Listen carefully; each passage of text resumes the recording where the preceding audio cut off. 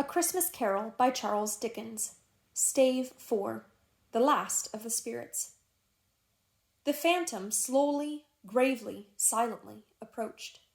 When it came near him, Scrooge bent down upon his knee, for in the very air through which this spirit moved, it seemed to scatter gloom and mystery.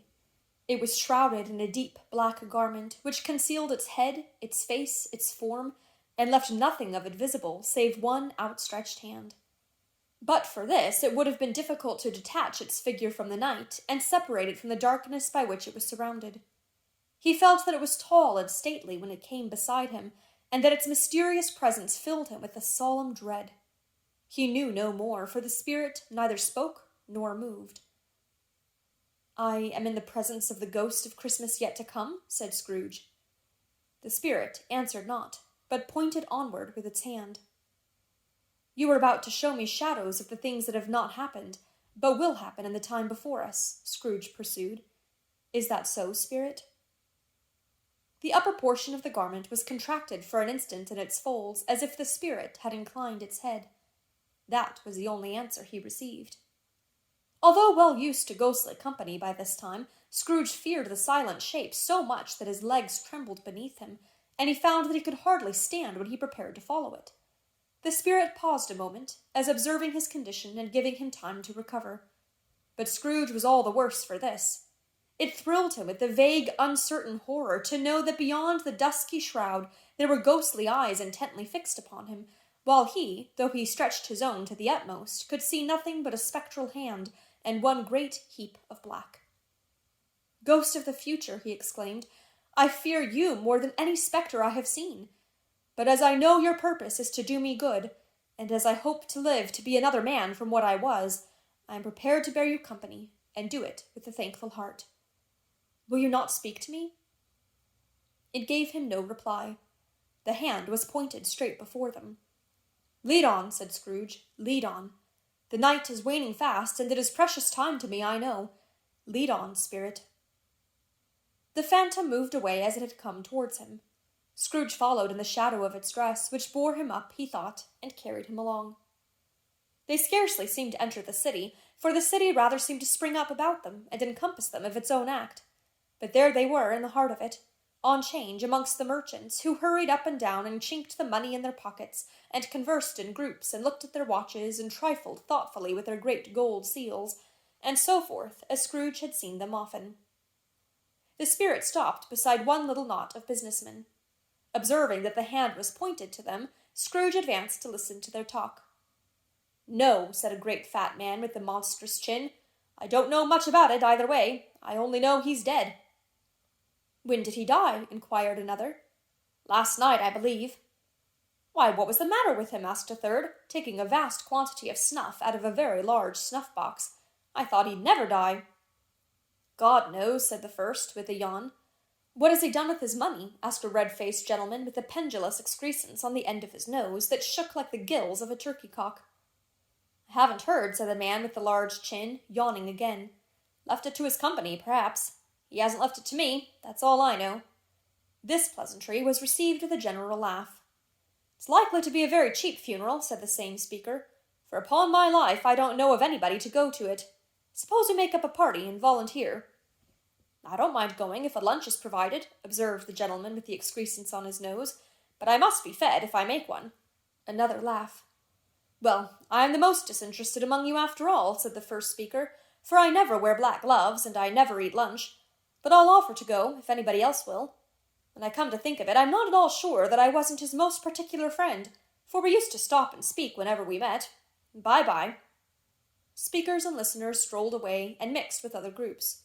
Scrooge knew the men, and looked towards the spirit for an explanation. The phantom glided on into a street. Its finger pointed to two persons meeting. Scrooge listened again, thinking that the explanation might lie here. He knew these men also, perfectly. They were men of business, very wealthy, and of great importance. He had made a point always of standing well in their esteem, in a business point of view, that is, strictly in a business point of view. "How are you?" said one. "How are you?" returned the other. "Well," said the first, "Old Scratch has got his own at last, eh?" "So I am told," returned the second. "Cold, isn't it?" "Seasonable for Christmas time." You're not a skater, I suppose? No, no. Something else to think of. Good morning. Not another word. That was their meeting, their conversation, and their parting. Scrooge was at first inclined to be surprised that the spirit should attach importance to conversations apparently so trivial, but feeling assured that they must have some hidden purpose, he set himself to consider what it was likely to be. They could scarcely be supposed to have any bearing on the death of Jacob, his old partner, for that was past, and this ghost's province was the future. Nor could he think of anyone immediately connected with himself to whom he could apply them, but nothing doubting that to whomsoever they applied they had some latent moral for his own improvement, he resolved to treasure up every word he heard and everything he saw, and especially to observe the shadow of himself when it appeared. For he had an expectation that the conduct of his future self would give him the clue he missed, and would render the solution of these riddles easy.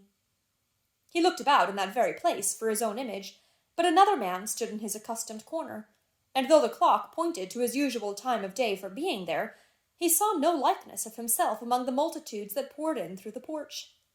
It gave him little surprise, however, for he had been revolving in his mind a change of life, and thought and hoped he saw his new-born resolutions carried out in this. Quiet and dark, beside him stood the phantom with its outstretched hand. When he roused himself from his thoughtful quest, he fancied from the turn of the hand and its situation in reference to himself that the unseen eyes were looking at him keenly. It made him shudder, and feel very cold. They left the busy scene and went into an obscure part of the town, where Scrooge had never penetrated before, although he recognized its situation and its bad repute. The ways were foul and narrow, the shops and houses wretched, the people half-naked, drunken, slipshod, ugly. Alleys and archways, like so many cesspools, disgorged their offences of smell and dirt and life upon the straggling streets, and the whole quarter reeked with crime, with filth and misery. Far in this den of infamous resort there was a low-browed, beetling shop below a penthouse roof, where iron, old rags, bottles, bones, and greasy offal were bought. Upon the floor within were piled up heaps of rusty keys, nails, chains, hinges, files, scales, weights, and refuse iron of all kinds. Secrets that few would like to scrutinize were bred and hidden in mountains of unseemly rags, masses of corrupted fat, and sepulchres of bones. Sitting in among the wares he dealt in by a charcoal stove made of old bricks was a grey-haired rascal, nearly 70 years of age, who had screened himself from the cold air without by a frowsy curtaining of miscellaneous tatters, hung upon a line, and smoked his pipe in all the luxury of calm retirement. Scrooge and the phantom came into the presence of this man, just as a woman with a heavy bundle slunk into the shop. But she had scarcely entered when another woman, similarly laden, came in too, and she was closely followed by a man in faded black, who was no less startled by the sight of them than they had been upon the recognition of each other. After a short period of blank astonishment, in which the old man with the pipe had joined them, they all three burst into a laugh. "Let the charwoman alone to be the first," cried she who had entered first. "Let the laundress alone to be the second, and let the undertaker's man alone to be the third. Look here, old Joe, here's a chance, if we haven't all three met here without meaning it." "You couldn't have met in a better place," said old Joe, removing his pipe from his mouth. "Come into the parlour. You were made free of it long ago, you know, and the other two ain't strangers. Stop till I shut the door of the shop. Ah, how it squeaks! There ain't such a rusty bit of metal in the place as its own hinges, I believe, and I'm sure there's no such old bones here as mine. Ha ha! We're all suitable to our calling. We're well matched. Come into the parlour. Come into the parlour." The parlour was the space between the screen of rags. The old man raked the fire together with an old stair-rod, and having trimmed his smoky lamp, for it was night, with the stem of his pipe, put it in his mouth again. While he did this, the woman who had already spoken threw her bundle on the floor, and sat down in a flaunting manner on a stool, crossing her elbows on her knees, and looking with a cold defiance at the other two. "What odds, then? What odds, Mrs. Dilber?" said the woman. "Every person has a right to take care of themselves. He always did."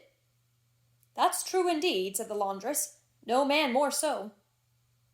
"Why, then, don't stand staring as if you was afraid, woman. Who's the wiser? We're not going to pick holes in each other's coats, I suppose?" "No, indeed," said Mrs. Dilber and the man together. "We should hope not." "Very well, then," cried the woman. "That's enough. Who's the worse for the loss of a few things like these? Not a dead man, I suppose?" No, indeed, said Mrs. Dilber, laughing. If he wanted to keep him after he was dead, a wicked old screw, pursued the woman, why wasn't he natural in his lifetime? If he had been, he'd have had somebody to look after him when he was struck with death, instead of lying, gasping out his last there, alone by himself. It's the truest word that ever was spoke, said Mrs. Dilber. It's a judgment on him. I wish it was a little heavier judgment, replied the woman, and it should have been, you may depend upon it, if I could have laid my hands on anything else. Open that bundle, old Joe, and let me know the value of it. Speak out plain. I'm not afraid to be the first, nor afraid for them to see it. We know pretty well that we were helping ourselves before we met here, I believe. It's no sin. Open the bundle, Joe. But the gallantry of her friends would not allow of this, and the man in faded black, mounting the breech first, produced his plunder. It was not extensive. A seal or two, a pencil case, a pair of sleeve buttons, and a brooch of no great value were all. They were severally examined and appraised by old Joe, who chalked the sums he was disposed to give for each upon the wall, and added them up into a total when he found there was nothing more to come. That's your account, said Joe, and I wouldn't give another sixpence if I was to be boiled for not doing it. Who's next? Mrs. Dilber was next. Sheets and towels, a little wearing apparel, 2 old-fashioned silver teaspoons, a pair of sugar tongs, and a few boots. Her account was stated on the wall in the same manner. I always give too much to ladies. It's a weakness of mine, and that's the way I ruin myself, said old Joe. That's your account. If you asked me for another penny and made it an open question, I'd repent of being so liberal and knock off half a crown. And now undo my bundle, Joe, said the first woman. Joe went down on his knees for the greater convenience of opening it, and having unfastened a great many knots, dragged out a large and heavy roll of some dark stuff. What do you call this? Said Joe. Bed curtains? Ah, returned the woman, laughing and leaning forward on her crossed arms. Bed curtains.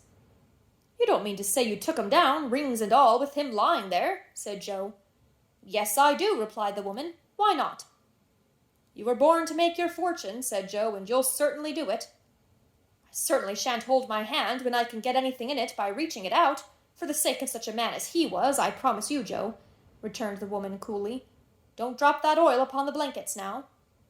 His blankets? Asked Joe. Whose else's do you think? Replied the woman. He isn't likely to take cold without 'em, I dare say. I hope he didn't die of anything catching, eh? Said old Joe, stopping in his work and looking up. Don't you be afraid of that, returned the woman. I ain't so fond of his company that I'd loiter about him for such things if he did. Ah, you may look through that shirt till your eyes ache, but you won't find a hole in it, nor threadbare place. It's the best he had, and a fine one, too. They'd have wasted it if it hadn't been for me. What do you call wasting of it? Asked old Joe. Putting it on him to be buried in, to be sure, replied the woman with a laugh. Somebody was fool enough to do it, but I took it off again. If calico ain't good enough for such a purpose, it isn't good enough for anything. It's quite as becoming to the body. He can't look uglier than he did in that one. Scrooge listened to this dialogue in horror. As they sat grouped about their spoil in the scanty light afforded by the old man's lamp, he viewed them with a detestation and disgust which could hardly have been greater, though they had been obscene demons marketing the corpse itself. Ha ha! Laughed the same woman, when old Joe, producing a flannel bag with money in it, told out their several gains upon the ground. This is the end of it, you see. He frightened every one away from him when he was alive, to profit us when he was dead. Ha ha ha! Spirit, said Scrooge, shuddering from head to foot. I see. The case of this unhappy man might be my own. My life tends that way now. Merciful heaven! What is this? He recoiled in terror, for the scene had changed. And now he almost touched a bed, a bare, uncurtained bed, on which, beneath a ragged sheet, there lay a something covered up, which, though it was dumb, announced itself in awful language. The room was very dark, too dark to be observed with any accuracy, though Scrooge glanced round it in obedience to a secret impulse, anxious to know what kind of room it was. A pale light, rising in the outer air, fell straight upon the bed, and on it, plundered and bereft, unwashed, unwept, uncared for, was the body of this man. Scrooge glanced towards the phantom. Its steady hand was pointed to the head.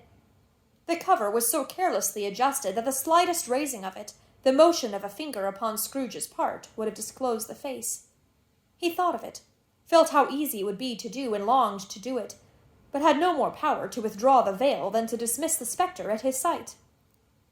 O cold, cold, rigid, dreadful death, set up thine altar here, and dress it with such terrors as thou hast at thy command, for this is thy dominion. But of the loved, revered, and honored head thou canst not turn one hair to thy dread purposes, or make one feature odious. It is not that the hand is heavy, and will fall down when released. It is not that the heart and pulse are still, but that the hand was open, generous, and true, the heart brave, warm, and tender, and the pulse a man's. Strike, shadow, strike, and see his good deed springing from the wound to sow the world with life immortal. No voice pronounced these words in Scrooge's ears, and yet he heard them when he looked upon the bed. He thought, if this man could be raised up now, what would be his foremost thoughts? Avarice, hard-dealing, griping cares? They have brought him to a rich end, truly. He lay in the dark, empty house, with not a man, a woman, or a child, to say that he was kind to me in this or that, and for the memory of one kind word I will be kind to him. A cat was tearing at the door, and there was a sound of gnawing rats beneath the hearthstone. What they wanted in the room of death, and why they were so restless and disturbed, Scrooge did not dare to think. Spirit, he said, this is a fearful place. In leaving it, I shall not leave its lesson, trust me. Let us go. Still the ghost pointed with an unmoved finger to the head. I understand you, Scrooge returned, and I would do it if I could. But I have not the power, Spirit. I have not the power. Again it seemed to look upon him. If there is any person in the town who feels emotion caused by this man's death, said Scrooge, quite agonized, show that person to me, Spirit, I beseech you. The phantom spread its dark robe before him for a moment like a wing, and withdrawing it, revealed a room by daylight where a mother and her children were. She was expecting someone, and with anxious eagerness, for she walked up and down the room, started at every sound, looked out from the window, glanced at the clock, tried but in vain to work with her needle, and could hardly bear the voices of the children in their play. At length the long-expected knock was heard. She hurried to the door and met her husband, a man whose face was careworn and depressed, though he was young. There was a remarkable expression in it now, a kind of serious delight of which he felt ashamed and which he struggled to repress. He sat down to the dinner that had been hoarding for him by the fire, and when she asked him faintly what news, which was not until after a long silence, he appeared embarrassed how to answer. Is it good, she said, or bad, to help him? Bad, he answered.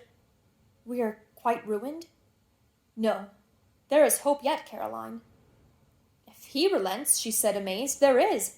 Nothing is past hope if such a miracle has happened. He is past relenting, said her husband. He is dead.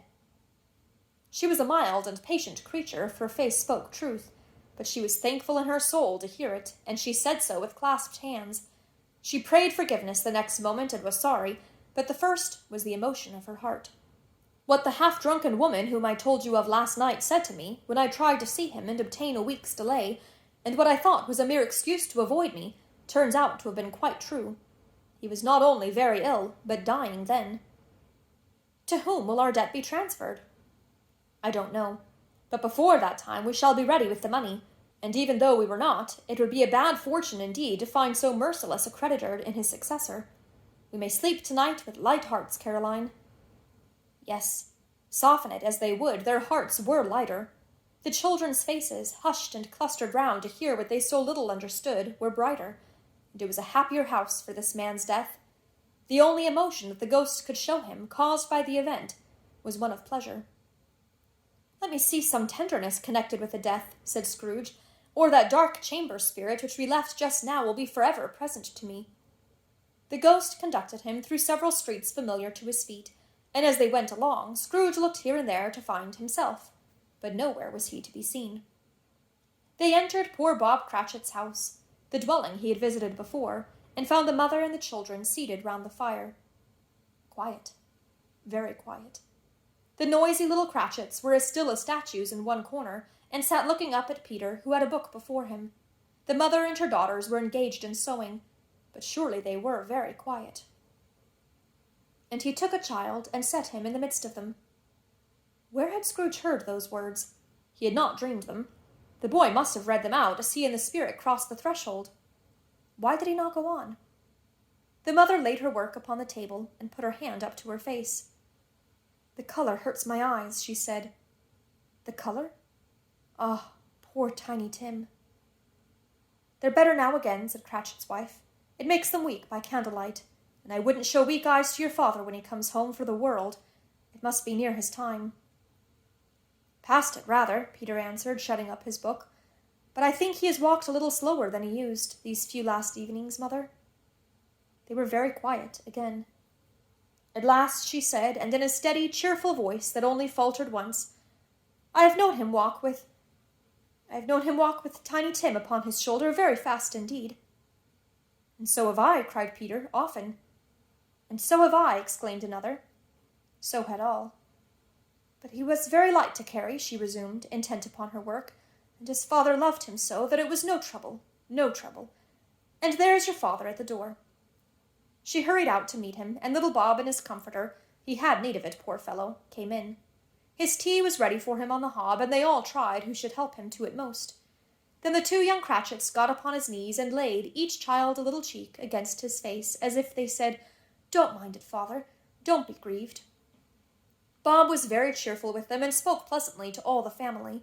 He looked at the work upon the table, and praised the industry and speed of Mrs. Cratchit and the girls. They would be done long before Sunday, he said. "Sunday? You went today, then, Robert?" said his wife. "Yes, my dear," returned Bob. "I wish you could have gone. It would have done you good to see how green a place it is. But you'll see it often. I promised him that I would walk there on a Sunday. My little child," cried Bob. "My little child." He broke down all at once. He couldn't help it. If he could have helped it, he and his child would have been farther apart, perhaps, than they were. He left the room and went upstairs into the room above, which was lighted cheerfully and hung with Christmas. There was a chair set close beside the child, and there were signs of someone having been there lately. Poor Bob sat down in it, and when he had thought a little and composed himself, he kissed the little face. He was reconciled to what had happened, and went down again quite happy. They drew about the fire and talked, the girls and mother working still. Bob told him of the extraordinary kindness of Mr. Scrooge's nephew, whom he had scarcely seen but once, and who, meeting him in the street that day, and seeing that he looked just a little down, you know, said Bob, inquired what had happened to distress him. On which, said Bob, for he is the pleasantest spoken gentleman you ever heard, I told him. "I am heartily sorry for it, Mr. Cratchit," he said, "and heartily sorry for your good wife. By the by, how he ever knew that, I don't know." "Knew what, my dear?" "Why, that you were a good wife," replied Bob. "Everybody knows that," said Peter. "Very well observed, my boy," cried Bob. "I hope they do." "Heartily sorry," he said, "for your good wife. If I can be of service to you in any way," he said, giving me his card, "that's where I live. Pray come to me." Now it wasn't, cried Bob, for the sake of anything he might be able to do for us, so much as for his kind way, that this was quite delightful. It really seemed as if he had known our Tiny Tim, and felt with us. "I'm sure he's a good soul," said Mrs. Cratchit. "You would be surer of it, my dear," returned Bob, "if you saw and spoke to him. I shouldn't be at all surprised. Mark what I say, if he got Peter a better situation." "Only hear that, Peter," said Mrs. Cratchit. "And then," cried one of the girls, "Peter will be keeping company with someone, and setting up for himself." "Get along with you," retorted Peter, grinning. "It's just as likely as not," said Bob, "one of these days, though there's plenty of time for that, my dear. But however and whenever we part from one another, I am sure we shall none of us forget poor Tiny Tim, shall we? Or this first parting that there was among us." "Never, father," cried they all. "And I know," said Bob, "I know, my dears, that when we recollect how patient and how mild he was, although he was a little child, we shall not quarrel easily among ourselves, and forget poor Tiny Tim in doing it." "No, never, father," they all cried again. "I am very happy," said little Bob. "I am very happy." Mrs. Cratchit kissed him, his daughters kissed him, the two young Cratchits kissed him, and Peter and himself shook hands. "Spirit of Tiny Tim, thy childish essence was from God." "Spectre," said Scrooge, "something informs me that our parting moment is at hand. I know it, but I know not how. Tell me what man that was whom we saw lying dead." The ghost of Christmas yet to come conveyed him, as before, though at a different time, he thought. Indeed, there seemed no order in these latter visions, save that they were in the future, into the resorts of businessmen, but showed him not himself. Indeed, the spirit did not stay for anything, but went straight on, as to the end just now desired, until besought by Scrooge to tarry for a moment. "This court," said Scrooge, "through which we hurry now, is where my place of occupation is, and has been for a length of time. I see the house. Let me behold what I shall be in days to come." The spirit stopped. The hand was pointed elsewhere. "The house is yonder," Scrooge exclaimed. "Why do you point away?" The inexorable finger underwent no change. Scrooge hastened to the window of his office and looked in. It was an office still, but not his. The furniture was not the same, and the figure in the chair was not himself. The phantom pointed as before. He joined it once again, and wondering why and whither he had gone, accompanied it until they reached an iron gate. He paused to look round before entering. A churchyard. Here, then, the wretched man whose name he had now to learn lay underneath the ground. It was a worthy place, walled in by houses, overrun by grass and weeds, the growth of vegetation's death, not life, choked up with too much burying, fat with repleted appetite. A worthy place.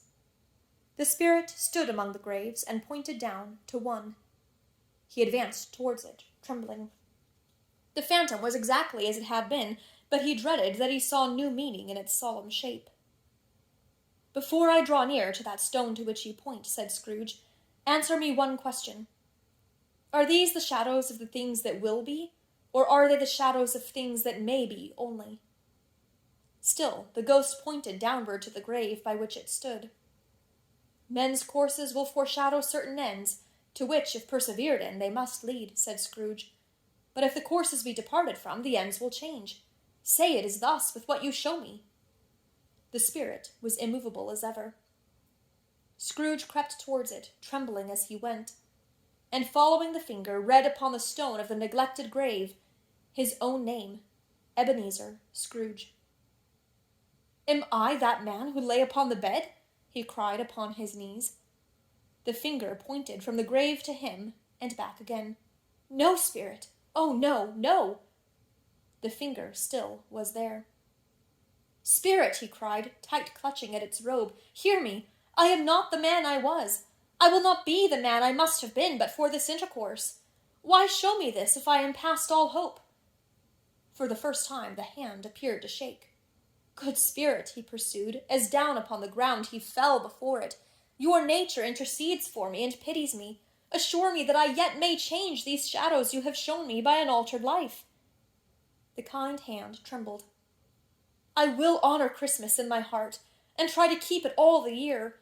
I will live in the past, the present, and the future. The spirits of all three shall strive within me. I will not shut out the lessons that they teach. Oh, tell me I may sponge away the writing on this stone." In his agony he caught the spectral hand. It sought to free itself, but he was strong in his entreaty and detained it. The spirit, stronger yet, repulsed him. Holding up his hands in a last prayer to have his fate reversed, he saw an alteration in the phantom's hood and dress. It shrunk, collapsed, and dwindled down into a bedpost.